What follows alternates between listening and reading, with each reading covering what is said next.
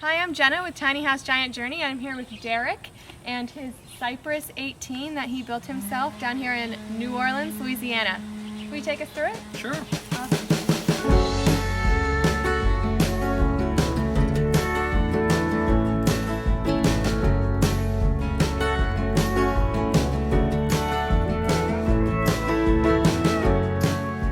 All right, well, let's start in the front. We have a little sitting area that you've built yourself, correct? Yep. I have a little bench sitting area right here. So this doubles as storage.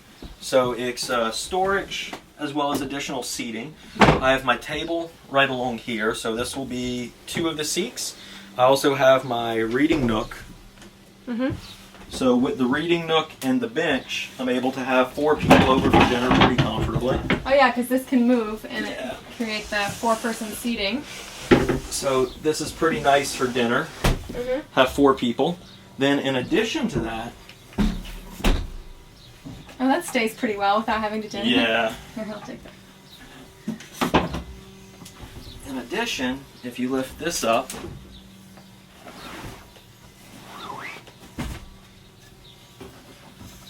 Did you come up with this design yourself, or how did this come about?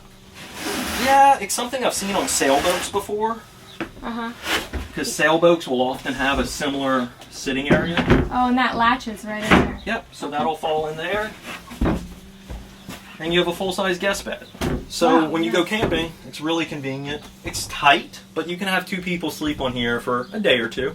Yeah. I wouldn't want to make this my full-time bed, but it works out really well for that. Well, what I like about it is it actually looks like you have like A little footboard, Yeah, headboard. Yeah, it's like a little exactly. headboard, and you got the nice window, so... Yeah, a lot of breeze coming in here too. And if you ever decide not to be able to climb up into the loft, if you were living in this full time, you could always sleep downstairs. Yeah, it was really simple to do. Just 3 big hinges, measure it out. The bench works out perfect, so it's something really easy to do that gives you additional sleeping space. So. And you used tumbleweed plans, and I can see here that I did as well, the tumbleweed cypress, but I can see here that you've actually done the hipped roof, which a lot of people don't do.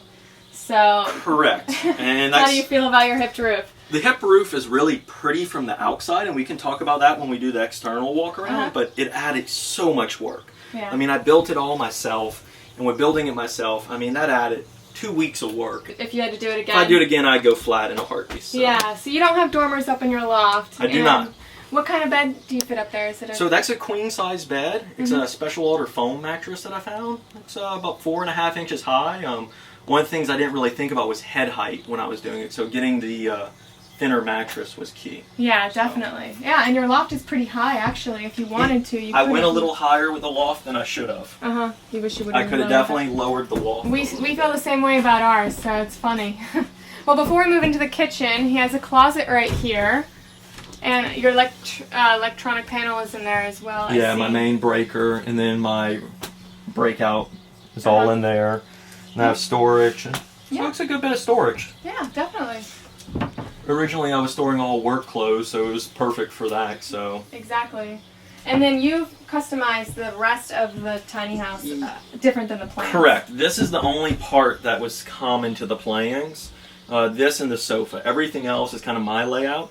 So first off, I do have central heating and cooling with a little ductless mini split. In Louisiana, that must be... You have to have it. Yeah. Works out really well. The one thing I would say to anyone looking at air conditioning in tiny houses, this needs to be up as high up on your roof as possible. Having it down here doesn't cool the bedroom. Heat rises. So what you have to do is you put this here, you have to put a fan down here to blow air up. I see. So putting this underneath your bed is definitely an area for improvement. If we go through the kitchen, so what I have in here is I have a refrigerator. To me, it was important to have a little bit bigger of one because where I was originally living at was about 30-40 minutes from a grocery store. So I would stay in here for 4 days. I'd just work and stay in here. So I needed food for 4 days. I have microwave, and then right under here, I have a toaster oven. Yeah, which is probably enough for... The toaster oven works out great. If anyone's wondering about a tiny house, these little, who are the Frigidaire toaster ovens? I've made cupcakes, I've baked a cake, I've done all types of stuff in addition to warming up. They work out really well.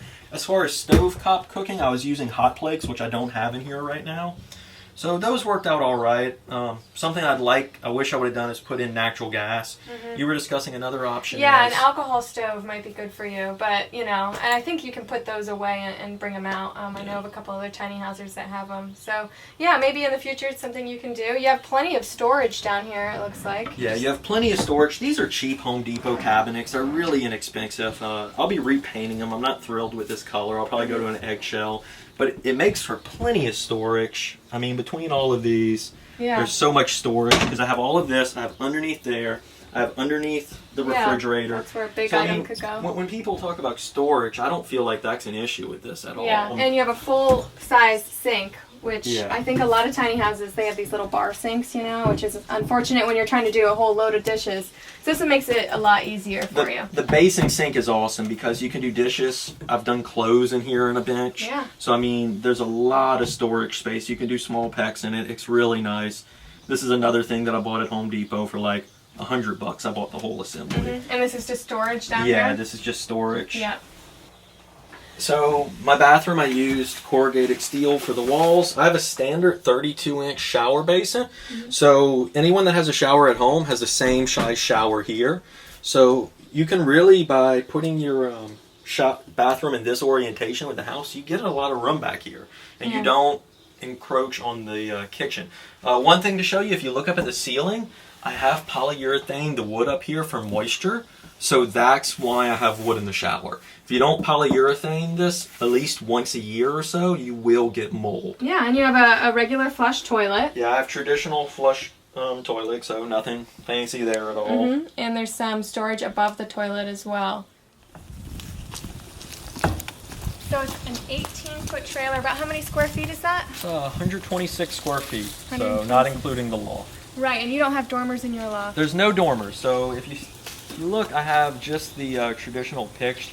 If I had to do it again, I'd definitely do dormers or a shed roof. When you go with the dormers, give you so much more room. I mean, y'all have dormers. Yeah. How do you like them? I wouldn't have a tiny house without dormers. It's not something I thought about a lot. When you're one person sleeping up top, this is okay. Oh, yeah. When you get two people, the dormers add so much extra room. But I have a cedar clap siding. That's beautiful, and you put a stain on it. Yeah, this is I can't remember the name. It's a Bayer product. It's a sealer and stain combined. Okay. So it's one product that does the waterproofing and the color like I like.